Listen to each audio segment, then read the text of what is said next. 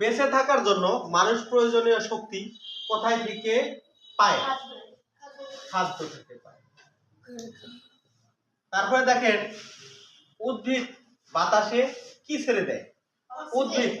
উদ্ভিদ অক্সিজেন ছেড়ে দেয় না, উদ্ভিদ ছেড়ে দেয় কার্বন ডাই অক্সাইড।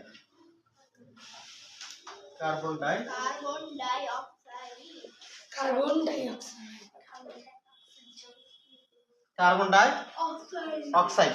তারপর দেখেন মানুষ কি গ্রহণ করে? মানুষ গ্রহণ করে কি? মানুষ গ্রহণ করে অক্সিজেন। কোনটি প্রাণী থেকে আসা খাদ্য? আমরা প্রাণীর মাধ্যমে কোন খাদ্য মানে হচ্ছে কোনটি প্রাণী থেকে আসা খাদ্য? এটা হবে হচ্ছে পনির। এটা হবে কি? পনির। তারপর দেখেন কোন খাদ্যর প্রধান উপাদান